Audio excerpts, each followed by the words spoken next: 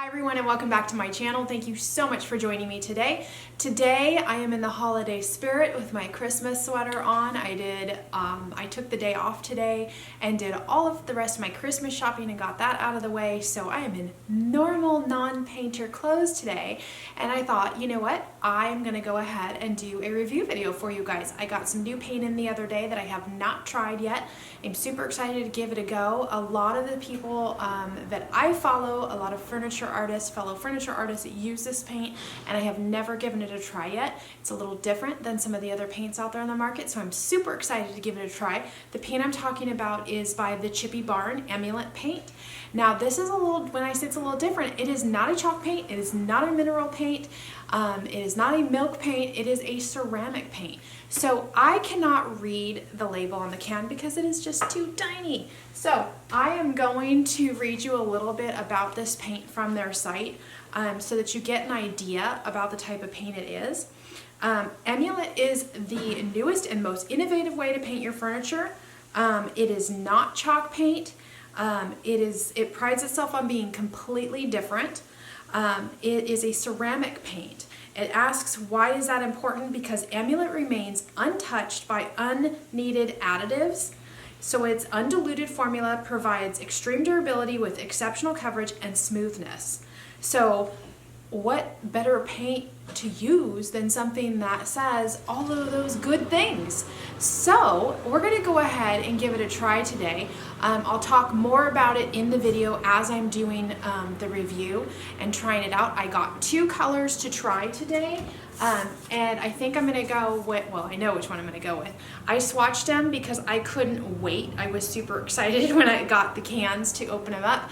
I picked these colors. One is Coffee Break and the other is a Farmhouse Gray. So I think this will pop up better on camera, and I'm actually really excited to see what it looks like on a bigger piece.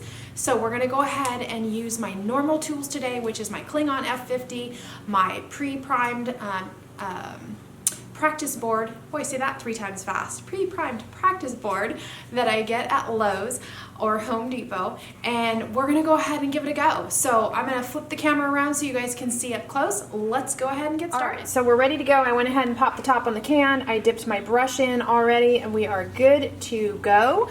So a couple of things about this paint line. They ask, or some of the frequently asked questions are, do I need to seal? And the answer is no, you do not need to seal this paint. However, they do recommend that you seal for high use areas with a light wax or a water-based top coat.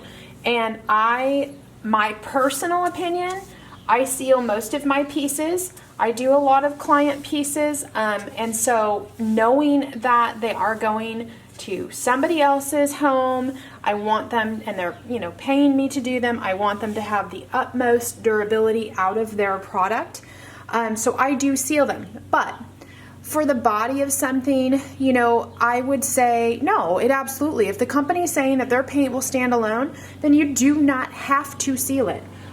You can definitely, what I would do is recommend sealing tops of things, anything that's really high use. So, which I didn't know that about this paint, that it was a, no top coat required top paint or kind of paint. So that's kind of cool. This color, Coffee Break, is absolutely gorgeous. It's a really beautiful taupey brown. The coverage on the first coat is really, really good. And as far as the way it went on, pretty fast and pretty easy. My Klingon was a little damp, so I do recommend that when you are starting with, doing your first coat. It's always good to dampen your brush. It just makes things flow a little bit nicer and easier. So yeah, that went on really, really nice. So a couple of other things about the paint. Does it distress? Absolutely. So they actually say that it distresses really, really well. You can definitely sand in between coats. They say that is not an issue. And the only reason you'd want to do that is if things maybe flew into your paint as it was drying, or you had some ridges, or maybe just some high spots that you wanted to go ahead and sand out, then you can definitely sand in between coats with that. And then the other thing is the dry time is pretty standard. It's 2 to 4 hours. Obviously your climate is going to, have an effect on that. So just, use your judgment as far as what your climate's like that day. I always wait the max time just because the experience I've had putting paint on prior to it being fully dry and ready for its recoat ends up just being a mess. So we're gonna go ahead and let this sit up, and I will come back and we'll do a second coat. All right, you guys, so we are at the end of the first coat dry time, 2 hours. It is about 56 degrees here today, sunny and dry, and it dried actually pretty quick. It is a small piece, so of course, the larger the piece you're working on, obviously give it, enough dry time. But anyway, super smooth. Coverage is really good for one coat. I'm going to zoom in a little bit so you guys can see. So you can see here, up in this area here, there's some peek through, and that's to be expected on a first coat. I would say that that's pretty average. Most paints on the market are about 2 coats, and that's with a medium to dark color. Anything lighter than that, expect to use more. I know I probably sound like a broken record, but there are people out there that are just starting and they don't realize that whites and light colors are going to take more unless you prime. So anyway, that is pretty decent coverage for being one coat. So let's go ahead and get on our second coat. This is kind of where, for myself personally, I put the paint to the test, because the first coat typically will go down nice on almost any surface that you have, and then once you've given it something to grab onto, the first coat, then sometimes that second coat might not lay down or feel as nice. So this is always kind of when I judge the paint as far as the application process, how it goes down. Now I want to show you, I'm loading up my brush with a decent amount because, I want to get on there as much as possible and then work it from there. Now I do find that it is going on pretty nicely. As you can see, I have not re-wet my brush from the very initial wetness of the first coat. So yeah, I just wrapped it up in saran wrap while it was drying and went with the second coat just like that. So it goes on really nicely. We're going to go ahead and let this sit. It looks like it's got pretty decent coverage for that second coat, and I do not believe this is going to need a third coat. So we're going to let this one dry up, and then I will show you the final piece, and then we'll talk a little bit more about it. Guys, we are at the end of the video. I'm going to show you the practice board so you can see the final product. It came out beautiful. This is it here. This is, again, Coffee Break is the color. And it comes out to a beautiful matte finish. So if that's not your thing, you're not going to like it standalone, you want to go ahead and top coat it. And as they mentioned, you can do a light wax or a water-based top coat. Now the Chippy Barn does have a full line, but if you have your own favorites that you use, it's absolutely okay to use those over this paint. But again, it came out absolutely gorgeous. There's no texture. It's extremely smooth.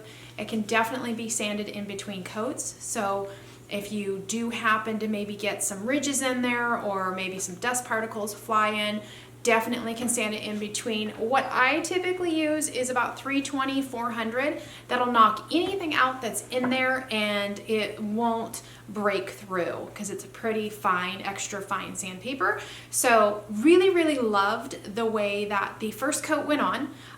No problems at all. Of course, that's usually never an issue. Of all the paint reviews and all the paints I've tried, I don't think I've really ever had an issue with the first coat going down not very nicely. So typically what happens is the second coat. Once you give that surface something to grab onto, that second coat can tend to have a little bit of a drag where you'll feel it more in your brush and you'll think, oh boy, I might be putting brush strokes in there and it might not look as good. But you know what, this second coat went on really, really well. I always work with a pre-moistened brush. I have it damp, not wet, but damp. And again, I use my On F50. I do get asked a lot about brushes. I do have a brush video here in my library, which I recently updated, so go check it out if you're curious about brushes. But one of the key questions I get is how do you keep your brushes nice? How do you keep them from flowering or fanning out, having this effect, which definitely can happen. So what I suggest is, if you see behind me here on my board, those are new brushes, but I have those hanging upside down from day one. They always get hung upside down. So when you wash out your brushes, you don't want that water to drain slowly over, the drying period, because it will tend to do this. So if you hang them upside down, then everything pulls down and you don't have that effect. Particularly Klingons, I store in water, jars of water suspended like this, where the tips are hanging down into the water. It just is how they suggest storing them. I've been using Klingon for years, and most every one of my brushes still looks like this. Of course, get a little buildup here and all that, but this is one of my newer brushes, but that is a great way to store brushes. So kind of a side note there, but I did want to just mention that because I get asked that all the time. So I really enjoyed working with this paint. They have 37 colors, and then they came out with new color line just recently released, and that was, I believe, 16 colors that were created. They were collaborations with influencers that they created their own special colors. All the colors seem beautiful. I want to tell you that when you're picking out colors online, it can be a little intimidating because you're thinking, what's on my screen? Is that what I'm gonna get? When I ordered this color Coffee Break, it's exactly what I wanted. I have been searching for a beautiful taupey brown, and it's just funny how certain colors can get close but not quite cut it. This is exactly what I wanted, so I can't wait because I'm actually going to use this on a piece. I will let you guys know in the future how I liked working with it on a full piece, because I will tell you, painting a 12-inch practice board is different than painting an entire piece of furniture. I do that in my videos to keep everything fluid, everything the same, because then when I know that I've used the same tools, then I can really truly attest to the paint itself, the product, because I'm not switching up and using different materials. So I always stick with the same practice board and the same paintbrush. One thing I do want to mention is this paint can be sprayed. So for those of you that do like to spray your paints, I do. It can be sprayed. They suggest diluting it with distilled water, about 10% ratio. So I may even try that. Give it a try and see how I like spraying it. So all in all, I would definitely recommend this paint. I really enjoyed working with it. The coverage was excellent. 2 coats with this medium color and I was done. So I really enjoy that. And who doesn't love the bonus of not needing a top coat, right? So on those legs or on the bodies of some of those pieces that just are not going to be high traffic, you don't need the top coat.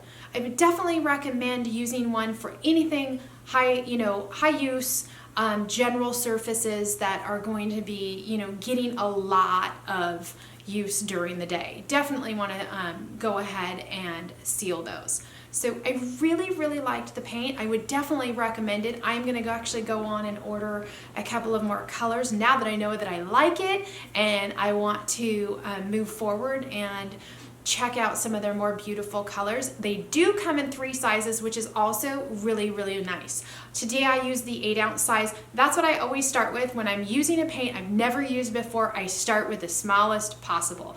Obviously that makes most financial sense because we're not sure if you want to invest in, a certain product until you try it out. So I do love that they offer 8-ounce, 16-ounce, and 32-ounce. The price point is very competitive. Their 8-ounce is $14.95. The 16-ounce was $21.95, and then $31.95 for the 32-ounce. So you've got lots of options, very competitive pricing on the market. Most of the furniture paints fall into that price category. So definitely you have a lot of options there. I hope this video was helpful for you guys today. Thank you so much for watching. Thank you for being subscribers. Keep subscribing so you can get all of my future videos. And I will catch you guys on the next one. Have a happy holiday. Bye-bye.